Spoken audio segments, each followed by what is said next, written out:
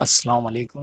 یہ آپ دیکھ رہے ہیں، یہ فریم تیار ہو رہے ہیں جو جدید طریقے سے اب جیسے جیسے دور جدید میں اس کی بناوٹ اور اس کے مٹیریل میں بھی فرق آتا جا رہا ہے۔ جہاں کسی زمانے میں یہ بالکل پیور لکڑی کے ہی فریم سے تیار ہوتے تھے اور گلاس شیشہ استعمال کیا جاتا تھا، اب اس میں پلاسٹک اور ایلومینیم بھی لگایا جاتا ہے۔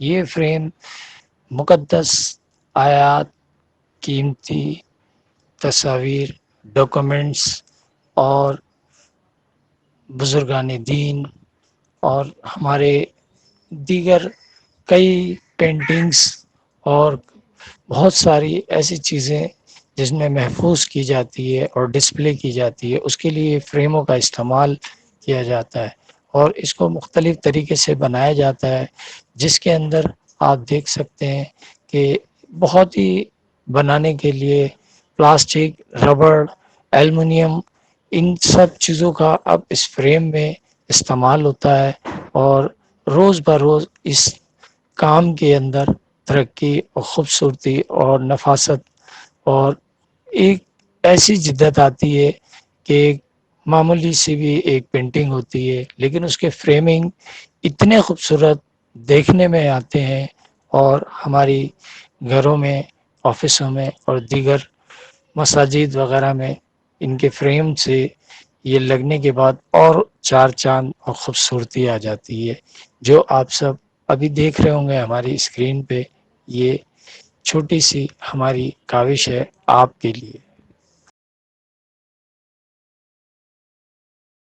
السلام علیکم۔ وعلیکم السلام۔ یہ بھائی جان آپ اپنا نام وغیرہ تھوڑا تعارف کروائیں گے؟ میرا نام شہباز احمد ہے۔ جی شہباز بھائی، یہ جو آپ کام کرتے ہیں یہ کتنے سالوں سے کرتے ہیں؟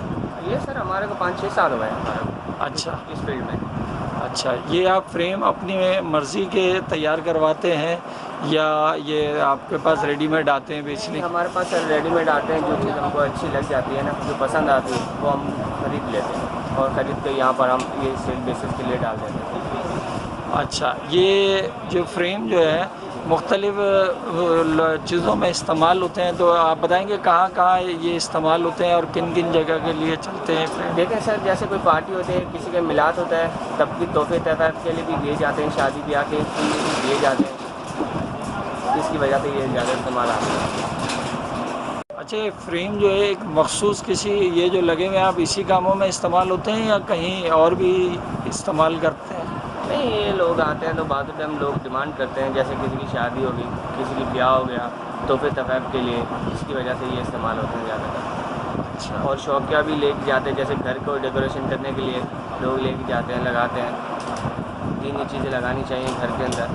بہت سارے لوگ تو ایسے ہی کرتے ہیں، کوئی تصویر لگا دی، کبھی گھوڑے کی، کبھی کس چیز کی۔ وہ سب سے بہتر ہے اسلامی چیز کوئی بندہ لگائے، تاکہ گھر میں عبادات اور نماز ہوتی ہے، قرآن پاک پڑھا جاتا ہے، اس کی وجہ سے یہ تصویر لگانی چاہیے۔